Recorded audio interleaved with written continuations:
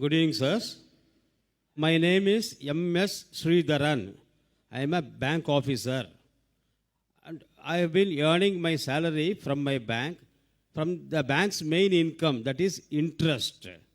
I have some Muslim friends who have reservations, even taking a food or tea from my home, assuming that my source of income is from the main interest income of the bank.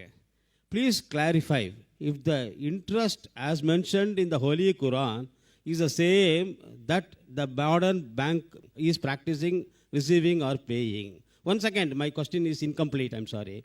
And I have my own professional difficulty mobilizing deposits from my Muslim friends or lending loans to them also because they involve receipt or payment of interest. Please clarify the positions. The brother being a non-Muslim, he works in the bank. He asked a question that why do Muslims resist, don't come to his house? Because he's earning money from interest. What does Islam have to say about interest? And he finds the difficulty mobilizing fund from the Muslims. Brother, the Arabic word mentioned is riba.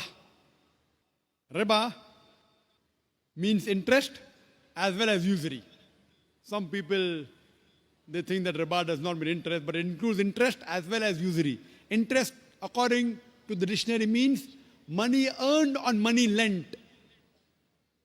And usury means exorbitant interest.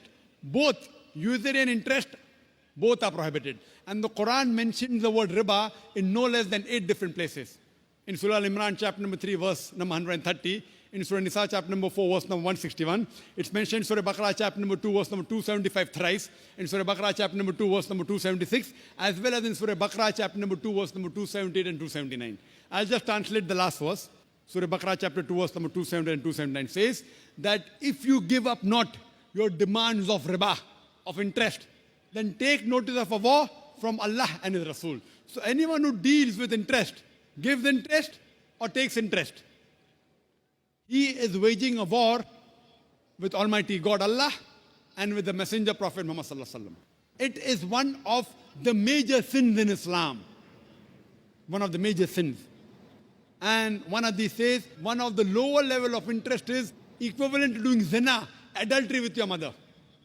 Now what is the logic behind it? You can hear my talk on interest-free economy promulgated by the Quran. It's a big talk.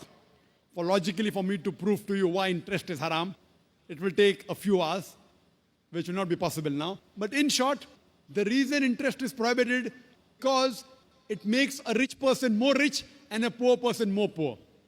And furthermore, interest encourages many evils. Like if you know in the 80s, most of the bank, they funded gambling dens, they funded alcohol bars, etc. In Islam, we believe in profit and loss sharing. See, today, you being a banker, you know, the company which has the least debt is a better company.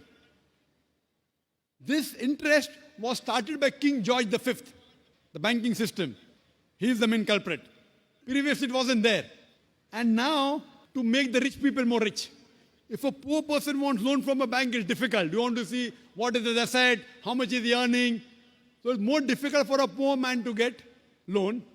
And furthermore, if you analyze the top companies,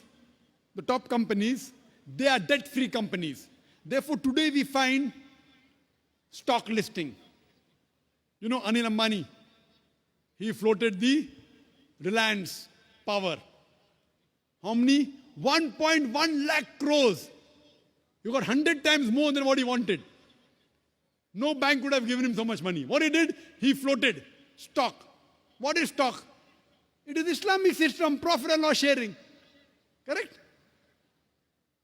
In interest, it is haram because there are many negative factors. In Islam, we believe in profit and loss sharing. You know, you buy shares. You buy shares of a company. If you make profit, you get profit. If you make loss, you make a loss. It's not fixed, 8%, 9%. And the other person makes a lot of money. So what they do, they float shares. So if you buy stock of a halal company, as long as it's not alcohol company, it's not bank, it's not haram activity, it is Islamic. So we in Islam believe in profit and loss sharing. Anil Ambani, he floated, he got 100 times more than what he wanted. Correct? 1.1 lakh crores. In 1 hour itself, He got more than 10 times than what he wanted. Why? People thought, okay, if I invest with Anil Ambani, I'll not get that fixed 8%, 9%, 10%. I'll make 20%, 30%, 50%. You know, and the mutual funds, if you're a banker, JM Basics, number one, 116% in 1 year. So what in Islam we believe? In profit and loss sharing. That's the reason riba, fixed interest, fixed amount on money earned or money lent is haram. For more details, refer to my video cassette, Interest-Free Economy Promulgated by the Quran. That's the reason if you change your bank from a conventional bank to Islamic bank, inshallah, you'll have Muslim customers. Inshallah.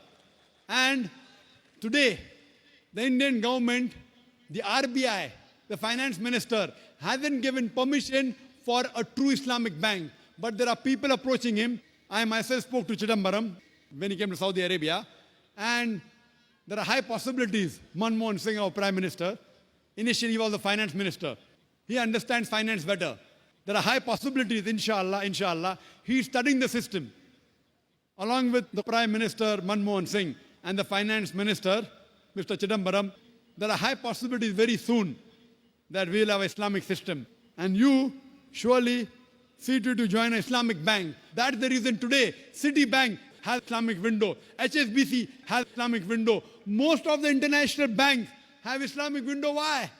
Because they find they'll make more profit and they'll give more profit to their clients. It is Islamic. So if we follow the Sharia, the Quran and Sahih Hadith, you also earn and you let others also earn. Hope that answers the question, brother.